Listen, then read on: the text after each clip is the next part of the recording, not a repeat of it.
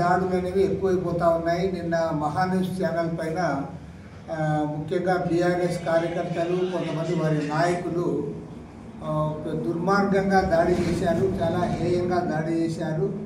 Media సంస్థలపైన ప్రత్యేకించి Maha News channel పైన జరిగిన దాడిని సంపూర్ణంగా ఖండిస్తూ ఉన్నాం. ఎందుకంటే ప్రజాస్వామ్యం మనగలగాలంటే ఖచ్చితంగా మీడియా అనేది ముఖ్యం. మీడియా ఉండాలి. మీడియా ఉంటేనే ప్రతిపక్షాలు కానీ ప్రజలు కానీ ఇతర రాజకీయాలకు అతీతంగా ఉండే సంస్థలు కానీ ప్రజా సంఘాలు కానీ తమ అభిప్రాయాలు మీడియా ద్వారా వ్యక్తం చేయడానికి అవకాశం ఉంటుంది.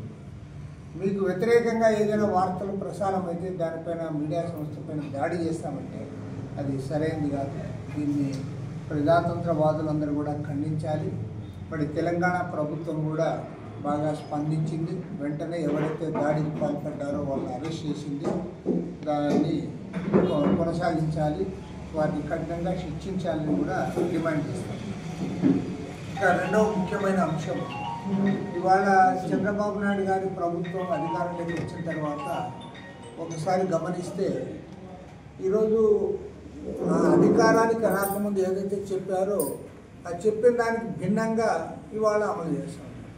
అధికారానికి రాకముందు చాలా క్లియర్గా చెప్పారు, స్మార్ట్ మీటర్స్ అన్నీ కూడా ఉపసంహరించాలి, స్మార్ట్ మీటర్స్ ఎవరైనా బిగించడానికి వస్తే పగలగొట్టండి అని కూడా ఆ రోజు తెలుగుదేశం నాయకులు చెప్పారు.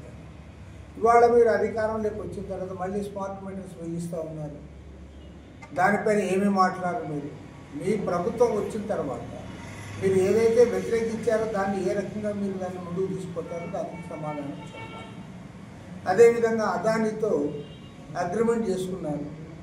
అదానితో ఆ రోజు జగన్మోహన్ రెడ్డి ప్రభుత్వం అధికారంలో ఉన్నప్పుడు ఏదైతే సోలార్ అగ్రిమెంట్ 7,000 మెగావాట్ల విద్యుత్ శక్తి ఒప్పందం చేసుకున్నారో దాని పర్యవసానంగా రాష్ట్రంలో 25 ఏళ్ల పాటు ప్రజలపైన భారాలు పడతాయి.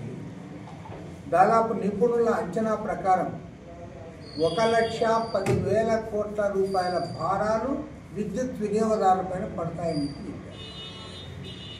ఆ రోజు మేము వ్యతిరేకించాం, వామపక్షాలుగా తెలుగుదేశం పార్టీ కూడా వ్యతిరేకించింది. అదేవిధంగా నేను హైకోర్టులో దానిపైన కేసు వేశాను. మన పయ్యావుల కేశవ్ కూడా ఆ రోజు పిఎస్సి చైర్మన్గా ఉన్నాడు, ఎమ్మెల్యే ఉరవకుండా, ఆయన కూడా ఆ రోజు వేశాడు. ఇవాళ ఆర్థిక మంత్రిగా కూడా ఉన్నారు. మరి ఇవాళ మీరేం మాట్లాడరు? అదానితో ఆ రోజు అగ్రిమెంట్ జరిగినప్పుడు తప్పు పట్టిన వారు మీరు ఇవాళ మాట్లాడరు. స్మార్ట్ మీటర్స్ బిగిస్తారు, పైగా కరెంట్ ఛార్జీలు పెంచమని చెప్పి ట్రూ అప్ ఛార్జీల పేరుతో పదే భారాలు మోపారు. కాబట్టి ఏమంటే వీటన్నిటిని కూడా తీవ్రంగా ఖండిస్తూ ఉన్నాం. ఈ ట్రూ అప్ ఛార్జీల పేరుతో మంత్రి గారు ఏమంటారంటే ఇది ట్రూ అప్ ఛార్జీలు జగన్మోహన్ రెడ్డి హయాంలో జరిగినవని. కానీ మీరు ఎన్నికల్లో వాగ్దానం ఇచ్చిందేమి? మేము కరెంట్ ఛార్జీలు పెంచమని చెప్పారు ప్రజానీకానికి.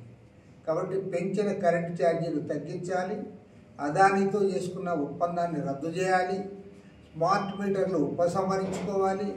అందుకోసం జూలై 5వ తేదీ నాడు రాష్ట్ర వ్యాప్తంగా కూడా పెద్ద ఎత్తున నిరసన కార్యక్రమాలు చేపట్టబోతా ఉన్నాం.